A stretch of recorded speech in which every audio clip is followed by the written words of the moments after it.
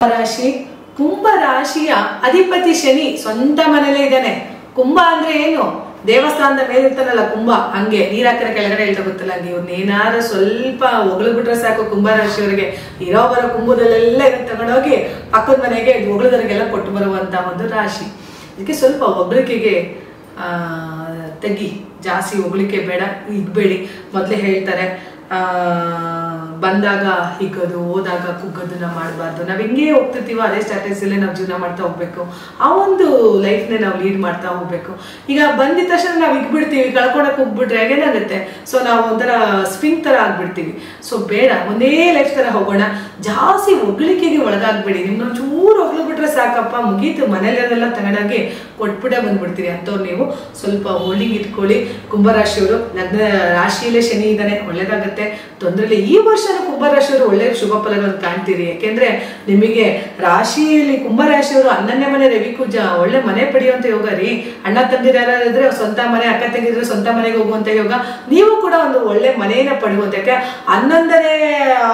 10ನೇ ಮನೆಯ ಅಧಿಪತಿ 11ಕ್ಕೆ ಬರ್ತಾನೆ. 11ನೇ ಮನೆಯ ಅಧಿಪತಿಯ ಜೊತೆ ಸಪ್ತಮಾಧಿಪತಿನೂ 11 ಕುತ್ಕೊಳ್ಳೋದ್ರಿಂದ ಸೊ ಒಳ್ಳೆ ಯೋಗನೇ ಅಲ್ವಾ ರವಿ ಕುಜ. ಸೊ ಒಳ್ಳೆ ಯೋಗ ಫಲಗಳನ್ನ ಕೊಡ್ತಾನೆ. ಕುಂಭರಾಶಿಯವರಿಗೆ 11ನೇ ಮನೆ ರವಿ ಕುಜ ಒಳ್ಳೊಳ್ಳೆ ಯೋಗಗಳನ್ನು ಕೊಡ್ತಾನೆ. ಗೌರ್ಮೆಂಟ್ ಅಫಿಷಿಯಲ್ಗಳೇನಾದ್ರೆ ಪ್ರಮೋಷನ್ ಕೊಡ್ತಾನೆ. ಅಕಸ್ಮಾತ್ ಇವಾಗ ನೀವೊಬ್ರು ಕಾನ್ಸ್ಟೇಬಲ್ ಆಗಿದ್ರೆ ನಿಮ್ಗೊಂದು ಪ್ರಮೋಷನ್ ಕೊಡುವಂತ ಚಾನ್ಸಸ್, ACP ಆಗಿದ್ರೆ DCP ಆಗುವಂತ ಚಾನ್ಸಸ್, DYSP ಆಗುವಂತ ಚಾನ್ಸಸ್, ಈ ತರ ಎಲ್ಲ ಗೌರ್ಮೆಂಟ್ಗೆ ಸಂಬಂಧಪಟ್ಟಂತಹ ಎಲ್ಲ ಪ್ರಮೋಷನ್ಗಳನ್ನು ಕುಂಭರಾಶಿಯವರು ನೋಡ್ತಾ ಹೋಗ್ಬೋದು. ಒಳ್ಳೆ ಫಲಾನುಫಲಗಳಿದೆ ಕುಂಭರಾಶಿಯವರಿಗೆ. ಆದ್ರೆ ಒಂದೇ ಏನ್ ಮೈನಸ್ ನಿಮಗೆ ಅಂತಾರೆ, ಯಾಕಂದ್ರೆ ಗುರು ಚೇಂಜ್ ಆಗ್ತಾನೆ. 3ನೇ ಮನೇಲಿ ಗುರು ಇದ್ದಾನೆ. ನೆಕ್ಸ್ಟ್ ಏಪ್ರಿಲ್ ನಂತರ ಗುರು ಎಲ್ಲಿಗೆ ಬರ್ತಾನೆ? ವೃಷಭಕ್ಕೆ ಬರ್ತಾನೆ. ನಿಮ್ಮ ರಾಶಿಯಿಂದ 4ನೇ ಸುಖ ಸನಾಧಿಪತಿಯಲ್ಲಿ ಗುರು ಕುತ್ಕೊಂಡ್ರೆ ಎಷ್ಟು ಯೋಗ ರೀ, ಮುಗಿದ ಕತೆ, ಒಳ್ಳೊಳ್ಳೆ ಯೋಗ. ನಿಮ್ ತಾಯಿ ಆರೋಗ್ಯದಿಂದ ತೊಂದರೆ ಆಗ್ತಿದ್ರೆ ನೋಡಿ, ಆರಾಮಾಗಿ ಹುಷಾರಾಗಿ ಲವಲವಿಕೆಯಿಂದ ಓಡಾಡುವಂತಹ ಒಂದು ಯೋಗ ನಿಮ್ ತಾಯಿದು. ಗುರು 4ನೇ ಮನೆಯಿಂದ ನಾನು ಹೇಳಿದ್ರೆ ನಿಮ್ಗೆ ಒಳ್ಳೆ ಮನೆ ಕೂಡ ಕೊಂಡ್ಕೊತೀರಿ. ಅಂದಾಗ ನಾವು ಮನೆಗೆ ಹೋಗೋದೇ ಒಂದು ಹ್ಯಾಪಿನೆಸ್ ಪಡೆಯಕ್ಕೆ, ನೆಮ್ಮದಿ ಆಗಿರಕ್ಕೆ ಅಂತ ಹೇಳಿ ಅಂತ ಒಳ್ಳೆ ಮನೆನ ಪಡೆದು ಮನೆಗೆ ಹೋದ ತಕ್ಷಣ ಒಂದು ನೆಮ್ಮದಿಯಪ್ಪ ನನಗೆ ಅಂತ ಅಂದ್ರೆ ಗುರು 4ನೇ ಭಾವದಲ್ಲಿ ಬಂದು ರಾಶಿ 11ನೇ ಮನೆ ರವಿ ಕುಜ ಇರೋದ್ರಿಂದ ಒಂದು ಒಳ್ಳೆ ಲಕ್ಸುರಿ ಮನೆ ತಗೊಳ್ಳೋದು ಅಥವಾ ಒಂದು ಒಳ್ಳೆ ಮನೆನ ಕಟ್ಟಿ ಆ ಮನೆಯಲ್ಲಿ ಸುಖ ಸಂತೋಷದಿಂದ ವಾಸ ಮಾಡುವಂಥದ್ದು, ಒಳ್ಳೊಳ್ಳೆ ಶುಭ ಕಾರ್ಯಗಳನ್ನ ಮಾಡುವಂಥದ್ದು ಆಗುತ್ತೆ ತಾವು ತಗೊಳ್ಳುವಂತಹ ಮನೆಯಲ್ಲಿ.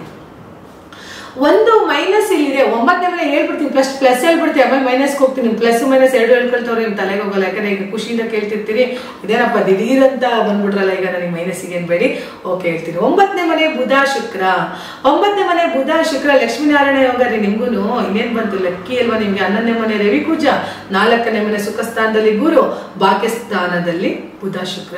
ಮತ್ತೇನ್ ಬೇಕು ನಿಮ್ಗೆ? ಹೇಳಿದೆ ಲೈಫ್ ಇನ್ನೂ ಚೆನ್ನಾಗಿರೋಕೆ ಖಂಡಿತ ಸಾಕಿಷ್ಟಿದ್ರೆ ಇಷ್ಟು ಗ್ರಹಗಳು ಇಷ್ಟು ಒಳ್ಳೆ ಪೊಸಿಷನ್ ಕೊಳ್ತಿದ್ದಾರೆ ಅಂದ್ರೆ ನಿಮ್ ಟೈಮ್ ತುಂಬಾ ಚೆನ್ನಾಗಿದೆ ಅಂತ ಕುಂಭರಾಶಿಯವರಿಗೆ.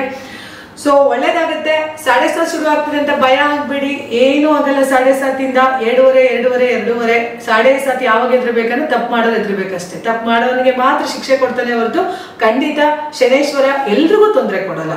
ಒಳ್ಳೇದನ್ನ ಮಾಡಿದ್ರೆ 100 ಪಟ್ಟು ಫಲ. ನಾನು ನಿಮ್ಗೆ ಹೇಳಿದೆ 10 × 10 ಇಷ್ಟ ಆಗತ್ತೆ. ಅಂದ್ರೆ ಅಂತ ಫಲಗಳನ್ನ ಕೊಡ್ಬೇಕಂದ್ರೆ ನಾವು ಈಗ್ಲಿಂದಾನೇ ಒಳ್ಳೆ ಶುಭ ಕೆಲಸಗಳನ್ನ ಮಾಡ್ತಾ ಬೇಕು. ನಾನು ಯಾವಾಗ್ಲೂ ದುಡ್ದಿದ್ದೆಲ್ಲ ತಗೊಂಡೋಗಿ ದಾನ ಮಾಡಿ ಅಂತಿಲ್ಲ.